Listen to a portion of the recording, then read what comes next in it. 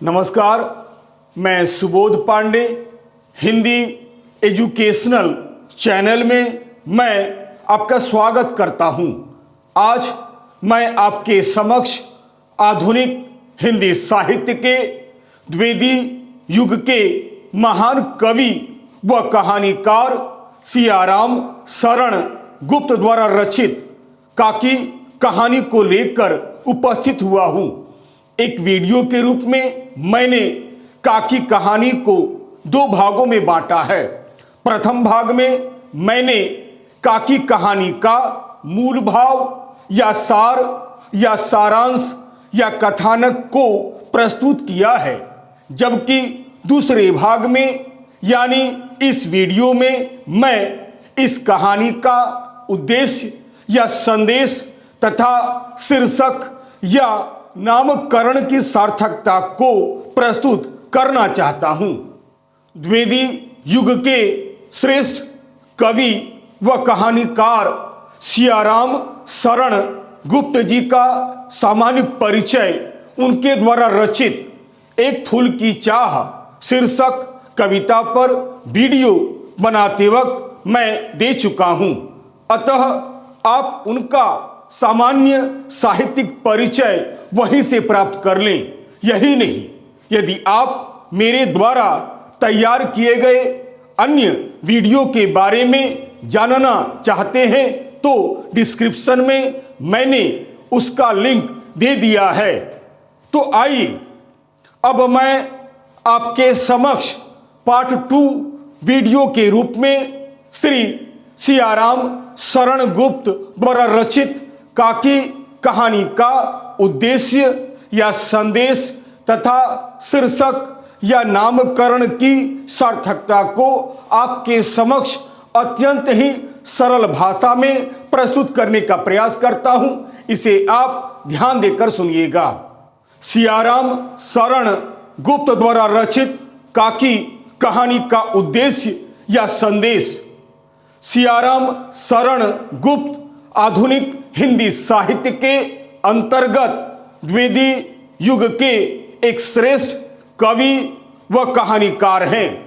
काकी इनकी एक बड़ी ही सुंदर कहानी है। यह एक मनोवैज्ञानिक कहानी है। इस कहानी में बाल मनोविज्ञान का बड़ा ही सुंदर चित्रण हुआ है। इस कहानी के माध्यम से कहानीकार ने एक अबोध बालक के माध्यम से मातृ वियोग की पीड़ा को बड़े ही सुंदर ढंग से उजागर किया है।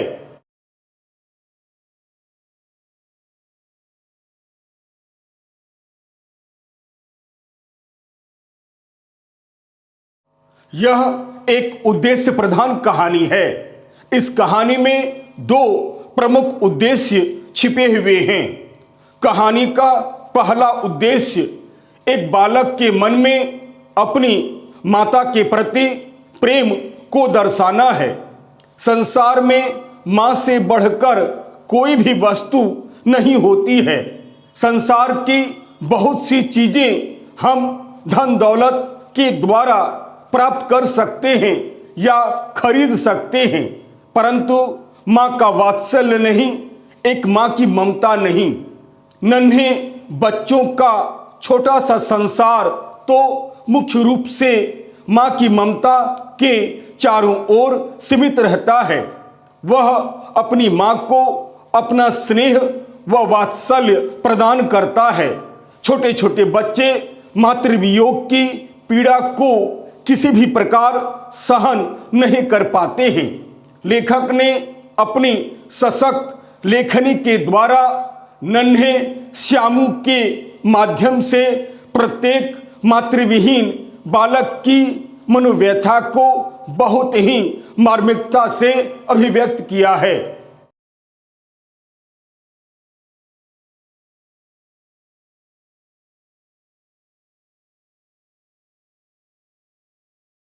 इस कहानी का दूसरा प्रमुख उद्देश्य यह है कि बाल्यावस्था का ज्ञान बहुत सीमित होता है और उसी के अनुसार उसके प्रयत्नों में भी अबोधता होती है। काकी की मृत्यु के उपरांत पतंग के द्वारा काकी को आकाश से नीचे उतारना, नाम की चिट लिखना और काकी के वजन का ध्यान रखते हुए पतली डोर के स्थान पर मोटी रस्सी का प्रयोग करना, यह सब बाल सुलभ प्रयास है। परंतु लेखक ने इसके माध्यम से श्यामू के हृदय में मां से मिलने की विकलता तथा प्रयत्नों को भी अत्यंत ही सुकोमलता के साथ प्रदर्शित किया है।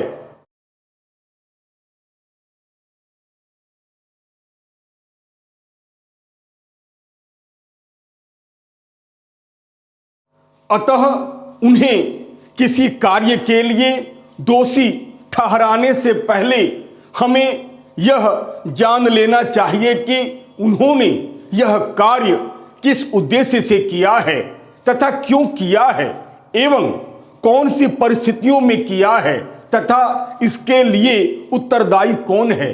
अतः काकी कहानी एक बाल मनोवैज्ञानिक कहानी है। इस कहानी के माध्यम से कहानीकार ने बालकों की कल्पना शक्ति, तर्क निर्णय व चिंतन शक्ति को बड़े ही सुंदर ढंग से उजागर किया है। यही इस कहानी का प्रमुख उद्देश्य है।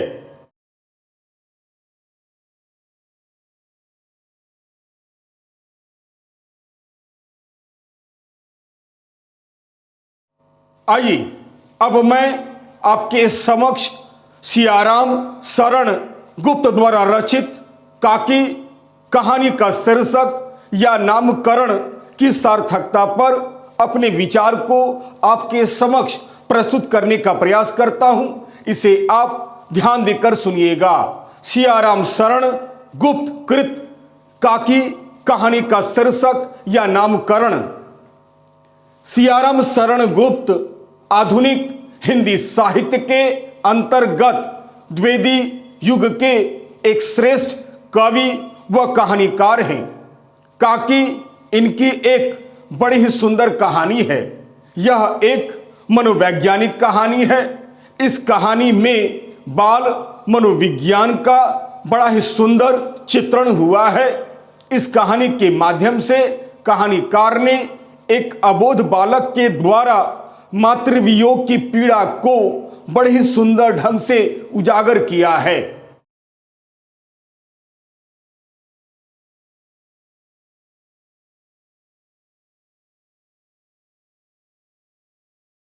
शीर्षक या नामकरण की दृष्टि से सियाराम शरण गुप्त द्वारा रचित काकी एक बहुत ही सुंदर एवं सफल कहानी है। लेखक की दृष्टि से यह एक सुंदर एवं सशक्त कहानी है। यह शीर्षक बिल्कुल कहानी के अनुरूप है। श्यामू इस कहानी का एक प्रमुख पात्र है।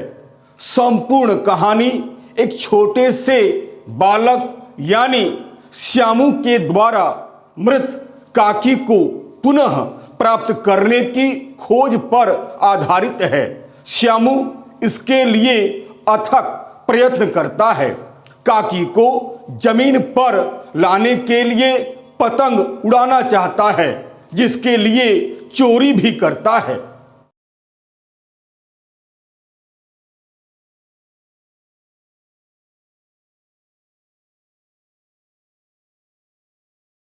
पतंग और डोर खरीदता है, परंतु पतंग से डोर बांधने के वक्त उसकी चोरी पकड़ी जाती है। पिता विशेश्वर के द्वारा डांट तो खाता ही है, मार भी खाता है और अंत में अपने उद्देश्य में सफल नहीं हो पाता है। श्यामू का काकी के प्रति अनुराग और उसे प्राप्त करने की ललक काकी के प्रति स्नेहमयी रूप को हम सबके मानस पर अंकित कर देती है।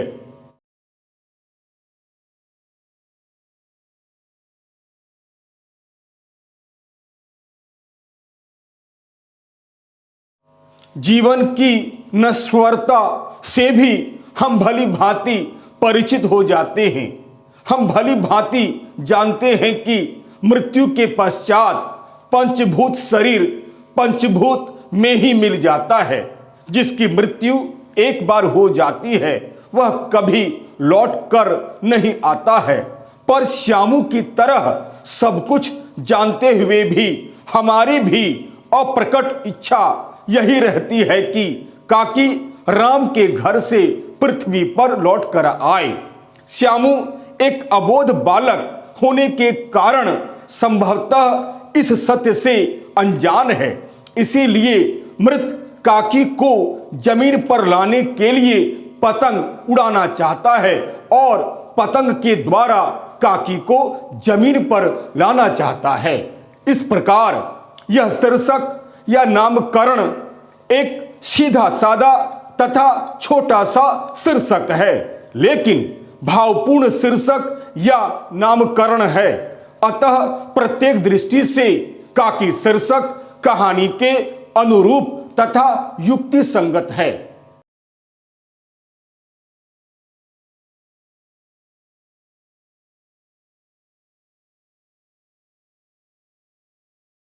यदि आपको यह वीडियो अच्छा लगता है तो इसे लाइक अवश्य करें।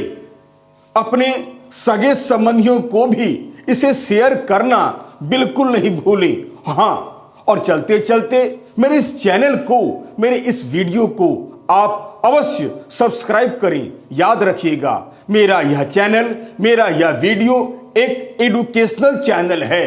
अतएव लाइक, शेयर और सब्सक्राइब करना आप बिल्कुल नहीं भूलें। हाँ, यदि मेरे इस वीडियो में अगर आपको कहीं भी किसी प्रकार की कोई त्रुटि या कोई कमी नजर आती है तो सप्रमाण कमेंट्स अवश्य करें, ताकि मैं उन गलतियों का सुधार कर सकूं और आपके समक्ष एक बहुत ही सुंदर छात्रोपयोगी वीडियो बनाकर प्रस्तुत कर सकूं। तब तक के लिए नमस्कार, धन्यवाद।